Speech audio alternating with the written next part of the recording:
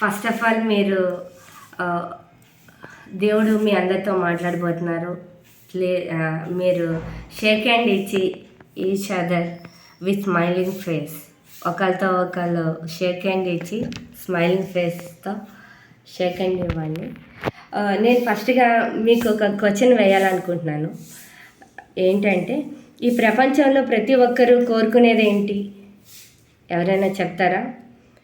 Yes కరెక్టే. మీరు చెప్తున్నవన్నీ కరెక్టే.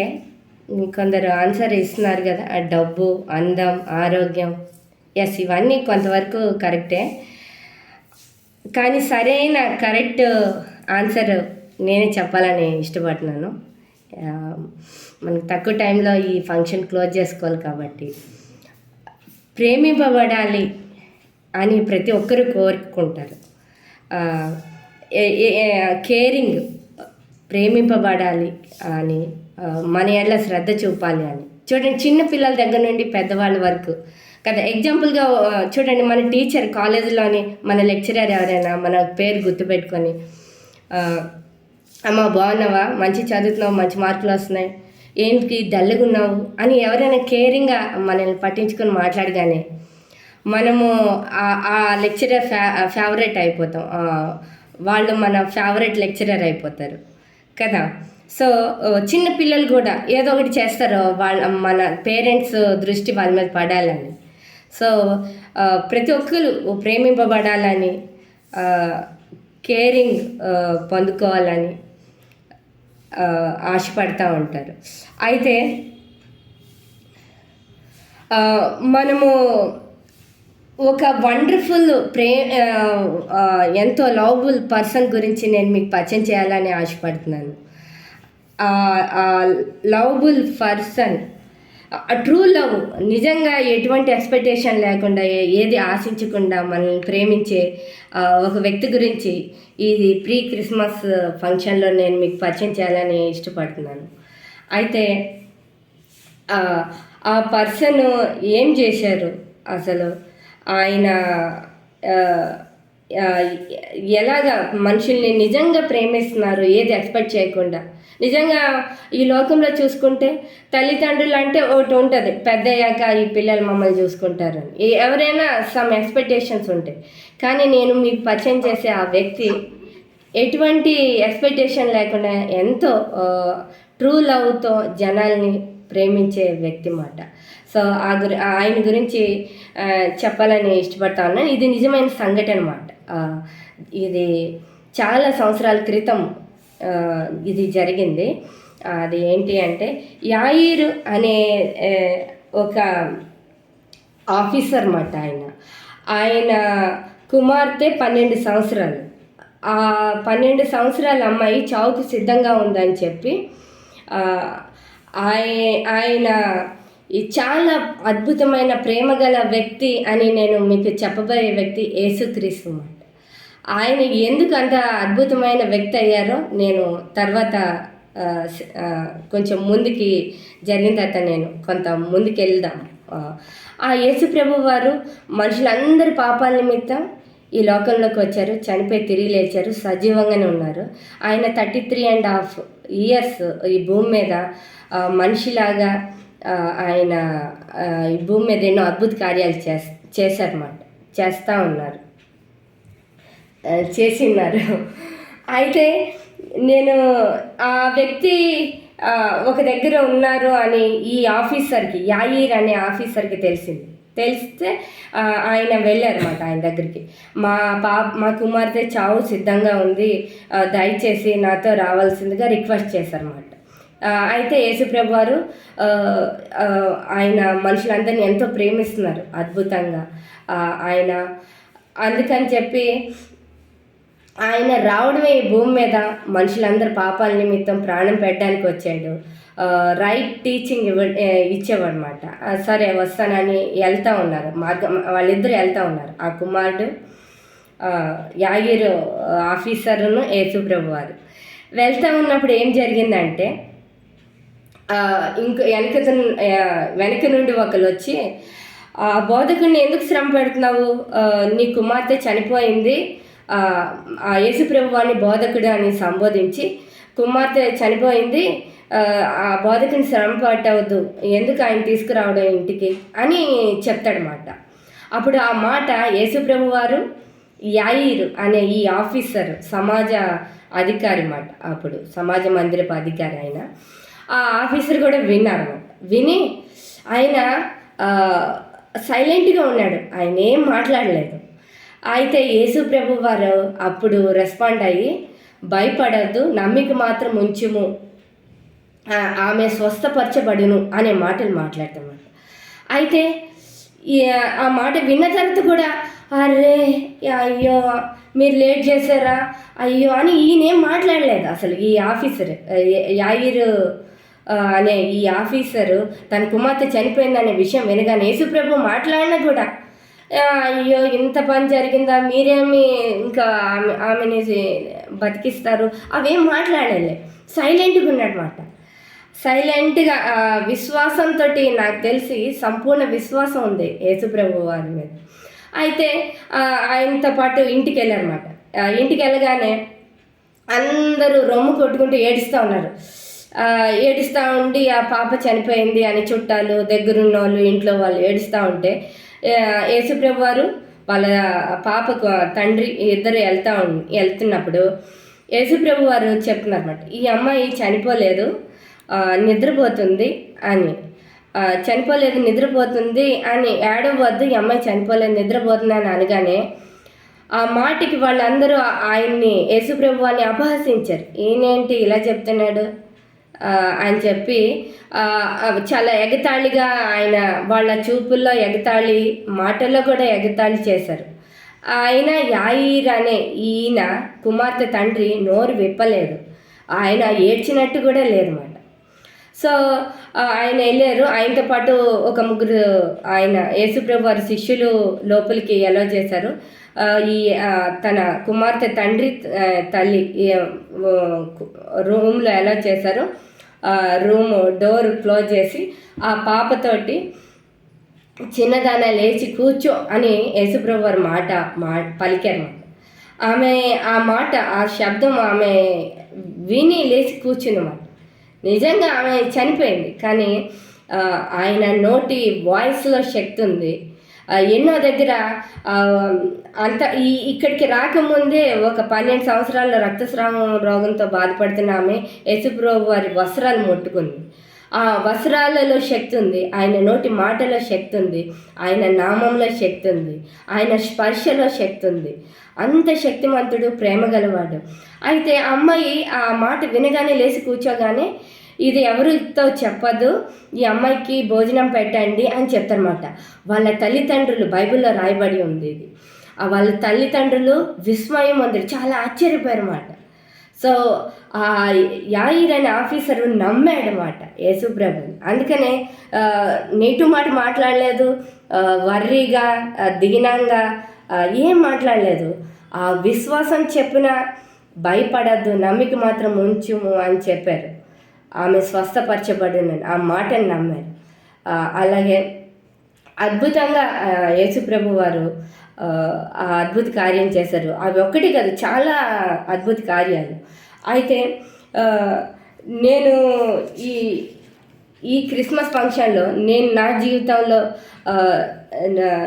జరిగిన నిజ సంఘటన, నేను ఎలా నమ్ముకున్నాను. We are in Hindu background. అయితే నేను చాలా స్ట్రాంగ్ మెంటాలిటీ మాట, ఎవరు ఏదైనా చెప్పినా నమ్మేను మాట, అది కరెక్టా కాదా నా జీవితం ప్రూవ్ అయితేనే నమ్ముతాను, అలాంటి మెంటాలిటీ. అలాంటి విపరీతం పూజలు, ఉపవాసాలు 10th వరకు అలా చేసిన వాళ్ళు కూడా కన్వర్ట్ అయ్యారు. ఆయన కమిటీ మెంబర్గా ఉండి స్కూల్లో చెప్పారన్నమాట, యేసుప్రభు లోకరక్షకుడు, ఆయన నిజమైన దేవుడు, నమ్మకం అని. ఆ మాట విన్నాను కానీ ఫుల్ నమ్మకం రాలేదు. కానీ నేను పూజల మీద విరక్తి వచ్చేసి, సరే ప్రార్థన చేసుకుందాము అనుకొని ప్రేయర్ చేసుకునేదన్నమాట. యేసుప్రభువా మీకే దండం పెట్టినాను, మీరే సాయం చేయండి అని నాకు వచ్చేరాని ప్రార్థన. అయితే వండర్గా ఆ ప్రార్థన దేవుడు విన్నారు. నిజంగా చాలా అద్భుత కార్యాలు, నిజమైన పీస్, ఇంకా చాలా ప్రూఫ్స్ కూడా ఉన్నాయి. నేను అలా విరక్తితో ప్రే చేసేదాన్ని కానీ ఫుల్ విశ్వాసం అయితే ఉండేది కాదు. మా మదర్కి యాక్సిడెంటల్గా ఒకసారి దెబ్బలు తగిలిసినప్పుడు చాలా సీరియస్ కండిషన్, అప్పుడు హార్ట్ఫుల్గా ప్రేయర్ చేసిన వండర్గా మా మదర్ క్యూర్ అయ్యారు. అలాగే ఎన్నో మాట. ఒకసారి నాకు బైపీసీ, నేను ఇంటర్ చదువుతున్నప్పుడు ఒక విజన్ వచ్చింది. అందరూ పడుకున్నాను, నేను వర్క్ చేస్తున్నాను, పడుకోలేదు కానీ ఒక దృశ్యము కనబడ్డది అన్నమాట. వర్షం పడుతుంది, ఒక అగ్ని నాకు కనిపిస్తుంది. అది వర్షంలో అగ్ని ఏంటి కనిపిస్తుంది, తడిసిపోవాలి కదా అని నేను ఆలోచిస్తుంటే ఆ అగ్ని నా ముందుకు వచ్చి వైట్ డ్రెస్తో జీసస్ లాగా కనబడి, మళ్ళీ నేను క్లియర్గా చూసిన ఎవరు యేసు ప్రభు అని ఆలోచిస్తుంటే మళ్ళీ ఆ వైట్ డ్రెస్ వ్యక్తి అగ్నిలాగా అయిపోయి మళ్ళీ అంత మామూలు. అరే నేను ఇప్పుడు నిద్రపోలేదు, ఏంటి ఇది ఇలా కనబడ్డది అని ఆలోచించుకున్నాను.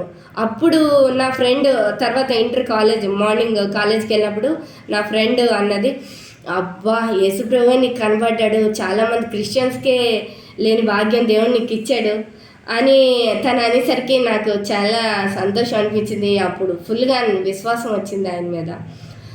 చిన్న బైబిల్ ఇచ్చింది అన్నమాట, కొత్త నిబంధన.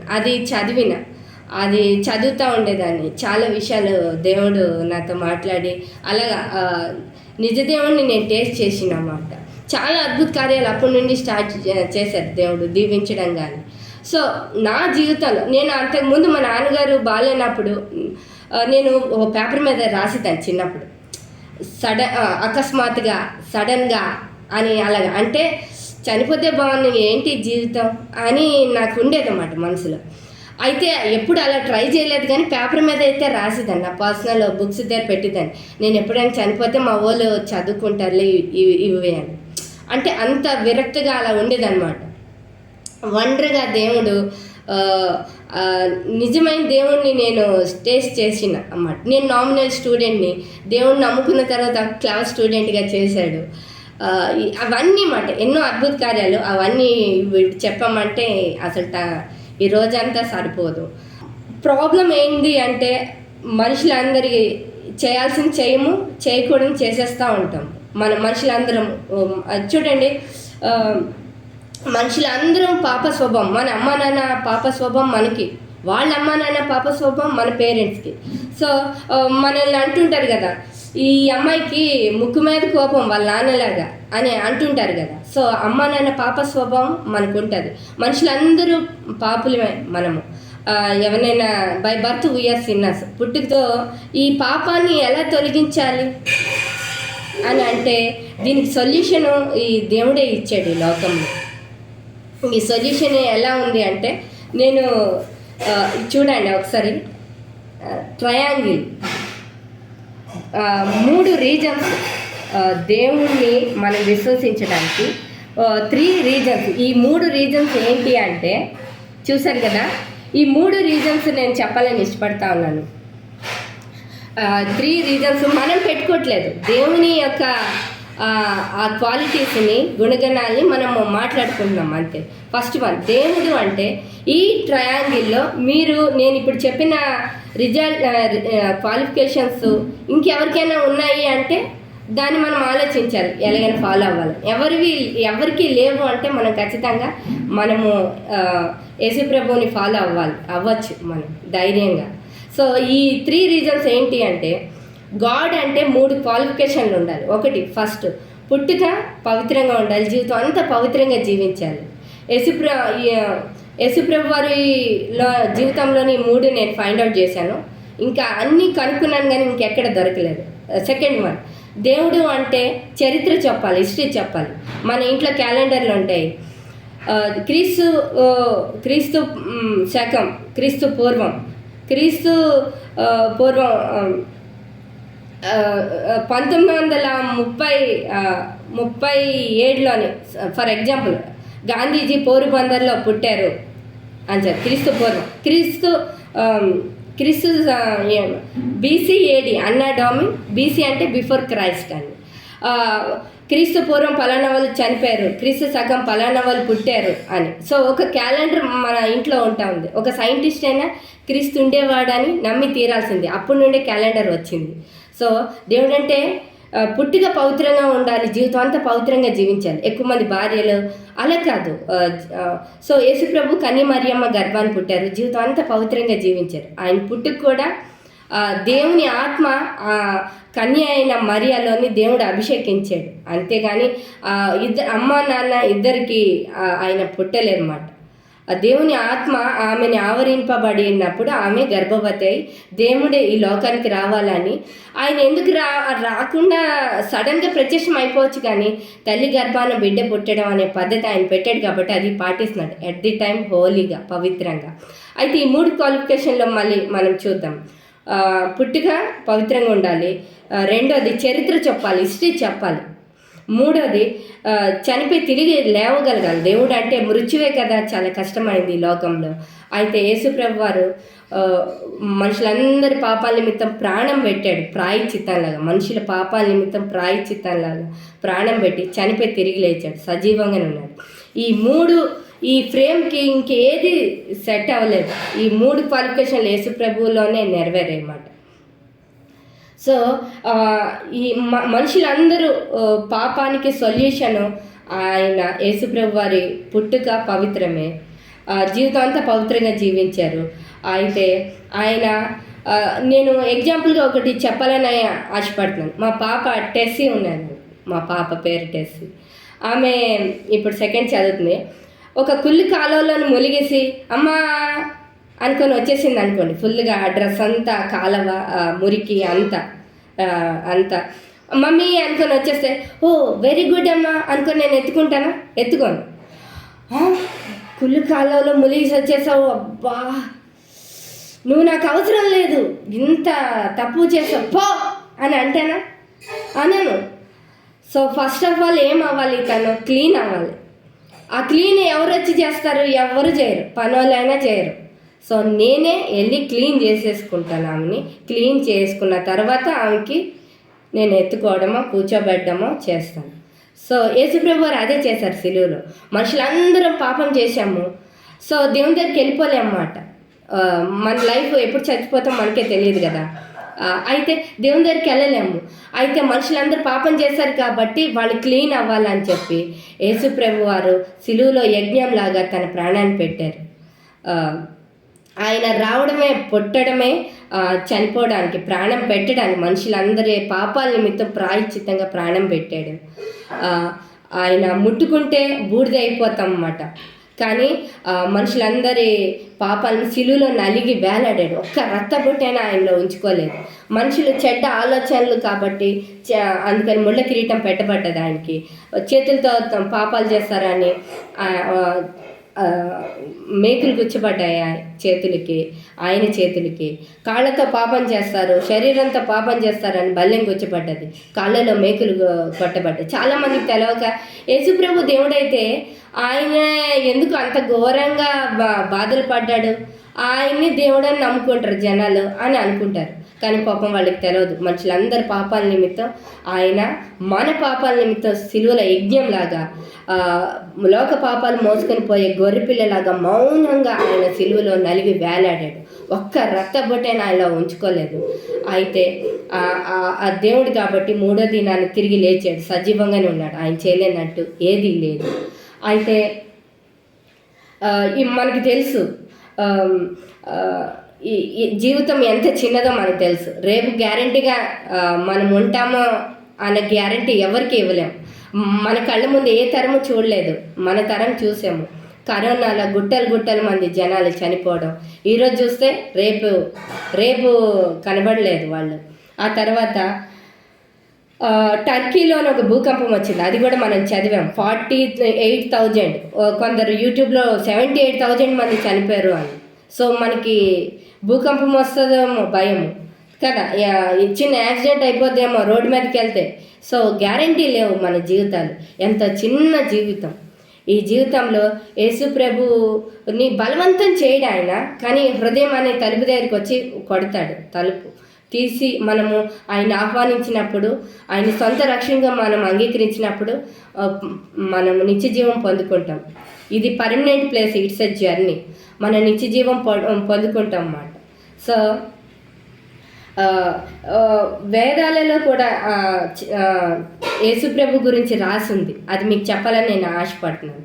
సర్వపాప పరిహారార్థం రక్త ప్రోక్ష సంభావస్యం తుద రక్తం పరమాత్మేన పుణ్యదాస బలియాగం. సర్వ పాప పరిహారార్థం, అందరి పాపాల పరిహారం కోసం రక్త ప్రోక్ష సంభావస్యం, రక్తాన్ని ప్రోక్షించడం అవశ్యం, ఖచ్చితంగా సంభవించాలి. తుద రక్తం పరమాత్మేనాం, ఆ రక్తం పరమాత్ముడిదై ఉండాలి. పుణ్యదాస బలియాగం, ఒక పుణ్యవంతుడైన దాసుడు, ఏ పాపం లేని వ్యక్తి దాసుడిగా బలియాగం అవ్వాలి. అప్పుడు మనుషులందరికీ ఏమవుతుంది, పాపం యొక్క విమోచన జరుగుతుంది అని భగవద్గీతలో రాసింది.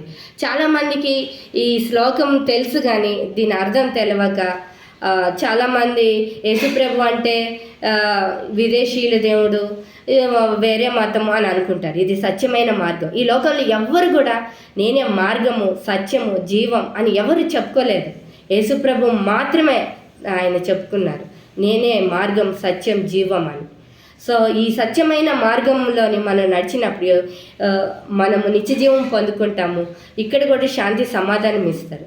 ఈ ప్రీ క్రిస్మస్ ఎందుకు చేస్తారు అంటే